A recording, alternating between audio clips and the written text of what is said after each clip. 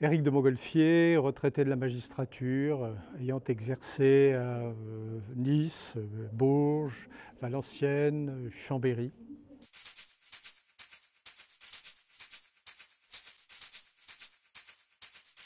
Ah, une belle question. J'ai peur de ne pas pouvoir vous donner une réponse très satisfaisante. Je crois que c'est à la fois l'ami de la liberté, mais aussi l'ennemi de la liberté. Je préférais qu'une forme de morale naturelle installe nos concitoyens dans leur vie sociale et dans leur vie publique. Si la loi vient, c'est que la morale ne suffit pas. C'est pas un plus, c'est présenté comme un plus. Mais en réalité, c'est le produit de nos insuffisances. La loi est déjà un échec en soi. Quand il faut prendre une loi pour contraindre quelqu'un à faire le bien, c'est qu'il ne le fait pas naturellement. Autrefois, j'en ai peur, la loi était plutôt faite pour ceux qu'on qualifiait généralement de voyous.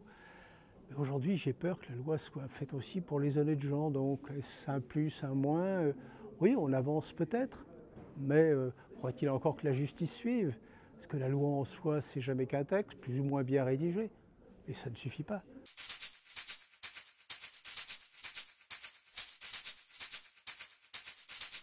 Bon, elle est en danger pour ceux qui ont des craintes de l'utiliser. Vous pouvez dire à peu près ce que vous voulez. Bon, vous suscitez facilement des réactions.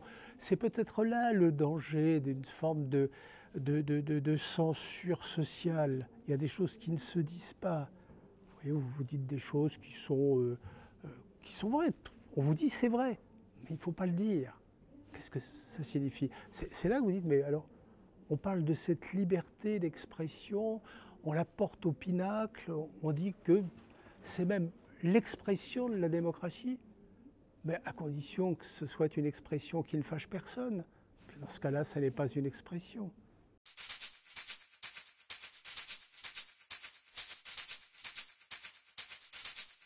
Je crois que c'est blasphème. Vous voyez, enfin, je trouve que la connotation est trop forte du blasphème. Elle empêche souvent de réfléchir, me semble-t-il. Moi, j'ai plutôt envie de parler de caricature, de manière générale. Et j'ai souvenir quand j'ai fait un service en coopération dans le sud algérien, et j'avais le canard enchaîné avec moi, il y a abondamment des caricatures de nos dirigeants déjà à l'époque. Et je montrais ça à mes amis algériens qui disaient mais vous êtes fous. En tous les cas, chez nous, ça n'est pas possible. Ça n'est pas possible parce que nos dirigeants ne sont pas assez forts pour supporter la caricature. Donc la caricature, c'est un exercice pour les forts, c'est un exercice pour les démocraties. Pour les autres, il faut y aller un peu plus prudemment.